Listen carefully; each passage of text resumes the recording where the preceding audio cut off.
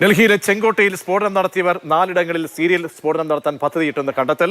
തുർക്കി കേന്ദ്രീകരിച്ച് പ്രവർത്തിക്കുന്ന വ്യക്തിയാണ് ഫരീദാബാദ് ഭീകര മൊഡ്യൂളിന്റെ ഹാൻഡ്ലർ എന്ന് അന്വേഷണ സംഘം കണ്ടെത്തി.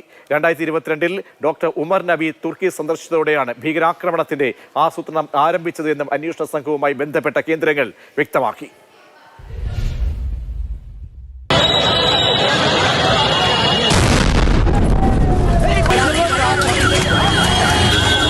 ഡോക്ടർ ഉമർ നബി, മുസാമിൽ എന്നീ ഭീകരരുടെ ഡയറികളിൽ നിന്നാണ് അന്വേഷണ സംഘത്തിന് നിർണായകമായ വിവരങ്ങൾ ലഭ്യമായത്. അയോധ്യ ഉൾപ്പെടെ തന്ത്രപ്രധാനമായ 4 സ്ഥലങ്ങളിൽ സീരിയൽ സ്ഫോടനം നടത്താനായിരുന്നു ഭീകരർ ലക്ഷ്യമിട്ടിരുന്നത്. പ്രധാനമന്ത്രി നവംബർ 25-ന് അയോധ്യയിലെ ശ്രീരാമക്ഷേത്രം സന്ദർശിക്കുന്നുണ്ട്.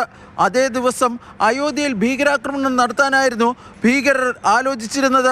ബാബറി മസ്ജിദ് തകർത്തതിൻ്റെ വാർഷിക ദിനമായ ഡിസംബർ 6-നും രാജ്യത്തിൻ്റെ വിവിധ ഭാഗങ്ങളിൽ ഭീകരാക്രമണം നടത്തുവാൻ ഈ ഭീകരർ പദ്ധതിയിട്ടിരുന്നു.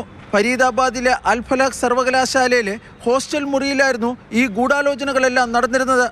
സർവകലാശാലയിലെ 17-ാം നമ്പർ കെട്ടിടത്തിലെ 13-ാം നമ്പർ മുറിയിലായിരുന്നു ഭീകരർ ഒത്തുകൂടിയിരുന്നത്. ഇവിടെ ഇരുന്നായിരുന്നു രാജ്യത്താകമാനം സീരിയൽ സ്ഫോടനം നടത്തുന്നതുമായി ബന്ധപ്പെട്ട പദ്ധതിക്ക് രൂപം നൽകിയിരുന്നത്. ഡോക്ടർ ഉമർ നബി 2022-ൽ തുർക്കി സന്ദർശിച്ചതോടെയാണ് ഭീകര സംഘത്തിൻ്റെ പ്രവർത്തനം ആരംഭിച്ചത്. തുർക്കി കേന്ദ്രീകരിച്ച് പ്രവർത്തിക്കുന്ന ഒരു വ്യക്തിയാണ് ഈ ഭീകരരുടെ ഹാൻഡിലർ എന്നാണ് അന്വേഷണ സംഘത്തിന് ലഭിച്ചിരിക്കുന്ന വിവരം. ഒസാക്ക എന്ന കോഡ് നാമത്തിലാണ് ഈ ഹാൻഡിലർ അറിയപ്പെടുന്നത്. ജെയ്ഷെ മുഹമ്മദ് ഉൾപ്പെടെയുള്ള ഭീകര സംഘടനകളുമായി ഫരീദാബാദിലെ ഭീകരർക്ക് ബന്ധപ്പെടുന്നതിന് ഇടനിലയായി പ്രവർത്തിച്ചിരുന്നത് ഒസാക്ക എന്ന കോഡ് നാമമുള്ള ഈ വ്യക്തിയാണെന്നും അന്വേഷണ സംഘം കണ്ടെത്തിയിട്ടുണ്ട്. അന്വേഷണം നിർണായക ഘട്ടത്തിലേക്ക് കടന്നുവെന്നാണ് NIA ഉദ്യോഗസ്ഥർ വ്യക്തമാക്കുന്നത്. B Balagopal, Mathrubhumi news, Delhi.